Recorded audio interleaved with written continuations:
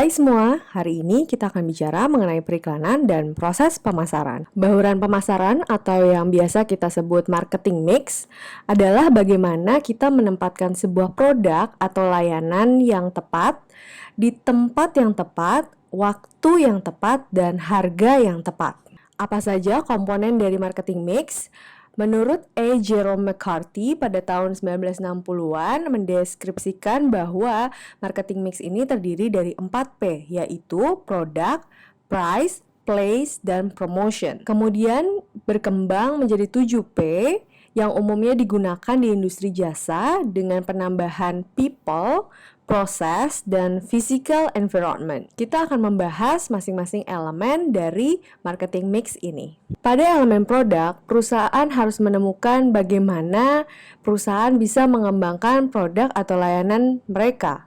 Dari sisi desainnya, dari sisi teknologinya, kegunaan dari produk itu sendiri, kenyamanan untuk pelanggan, nilainya, kualitas dari produknya, kemasannya, aksesoris lain yang mungkin bisa mendukung dari produknya, dan juga jaminan. Produk itu sendiri memiliki siklus hidup tertentu yang meliputi fase pengenalan, fase bertumbuh, fase matang, dan fase penurunan penjualan. Strategi promosi yang dilakukan pada setiap fase ini tentunya juga akan berbeda-beda. Pada tahap pengenalan, produk akan ditawarkan sebagai sebuah produk yang dasar atau fungsi utamanya saja.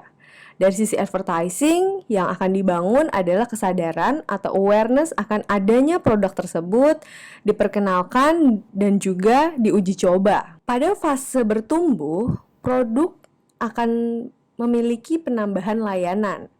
Dan dari sisi advertising, pesan yang akan disampaikan atau konsep kreatifnya biasanya seputar awareness atau kesadaran dan juga minat dari konsumen. Pada fase maturity, produk akan melakukan diversifikasi model ataupun merek. Pada sisi advertising, pesan yang akan disampaikan atau konsep kreatifnya biasanya mengenai perbedaan satu model atau satu tipe dengan tipe yang lainnya, dan juga memunculkan manfaat dari masing-masing diversifikasi model atau merek tersebut. Terkadang produk akan mengalami penurunan atau fase decline.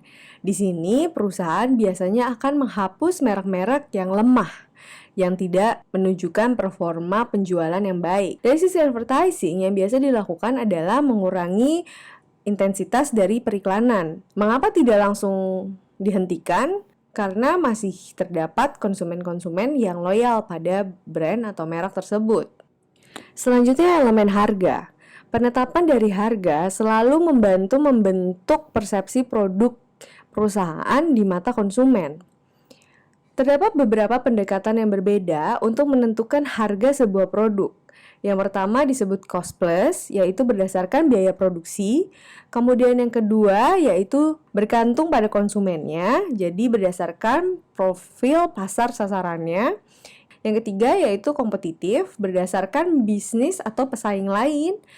Kemudian yang keempat, pendekatan penetrasi, ini yaitu masuk pasar dengan harga yang rendah, kemudian dinaikkan ketika pangsa pasarnya tumbuh. Kemudian ada pendekatan skimming, di sini perusahaan masuk dengan harga yang tinggi karena memang investasi awalnya juga tinggi.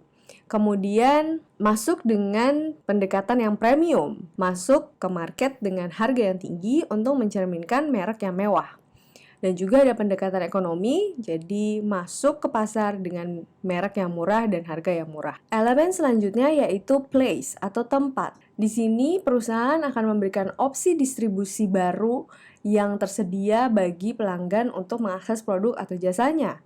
Bisa dari pedagang grosir, bisa jadi toko sendiri, atau penjualan langsung atau direct marketing. Bisa juga dengan online atau pengiriman secara langsung lewat pos atau ekspedisi. Elemen promotion merupakan tahapan di mana perusahaan memikirkan bagaimana dapat menambahkan atau mengganti komunikasi dari saluran media berbayar, dimiliki, ataupun diperoleh. Istilah lainnya paid, own atau earn media. Promosi adalah komponen pemasaran yang sangat penting karena dapat meningkatkan pengenalan merek dan juga meningkatkan penjualan. Promosi terdiri dari berbagai elemen seperti hubungan masyarakat atau public relations yang komunikasinya biasanya tidak dibayar. Ini termasuk siaran pers, pameran, kesepakatan dengan sponsor, seminar, konferensi, dan acara-acara. Kemudian juga periklanan, metode komunikasi yang dibayar seperti iklan televisi, iklan radio, media cetak, dan iklan internet.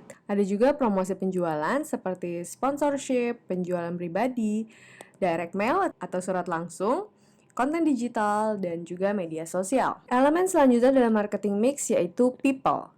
Siapakah orang-orang yang terlibat di dalam perusahaan dan apakah ada kesenjangan keterampilan, baik pasar sasaran maupun orang-orang yang terkait langsung dengan bisnis ini. Ada cukup banyak orang di pasar sasaran yang membutuhkan jenis produk dan layanan tertentu. Karyawan perusahaan penting dalam pemasaran karena merekalah yang memberikan layanan. Maka penting bagi perusahaan untuk dapat merekrut dan melatih orang yang tepat untuk memberikan layanan terbaik kepada klien. Bisa dibilang karyawan atau people merepresentasikan perusahaan kepada konsumen. Selanjutnya adalah proses. Sistem dan proses dalam organisasi bisa mempengaruhi pelaksanaan layanan. Perusahaan perlu memastikan memiliki proses yang disesuaikan dengan baik untuk meminimalkan biaya, sehingga proses perusahaan bisa efektif dan efisien. Contoh-contoh dari proses yaitu sistem pembayaran, sistem distribusi, atau bagaimana perusahaan melayani konsumennya. Elemen terakhir yaitu physical environment atau evidence. Di sini bagaimana perusahaan meyakinkan pelanggan dengan elemen-elemen yang hadir secara fisik. Misalnya bangunan yang mengesankan atau khas, staff-staff yang terlatih, situs website yang bagus. Ini adalah bukti fisik keberadaan dan kemapanan sebuah bisnis. Dari sisi pengemasannya, dokumen, papan tanda atau signage, situs website, seragam, bangunan, dan bisa juga penghargaan. Sekian materi kali ini, sampai jumpa di materi selanjutnya.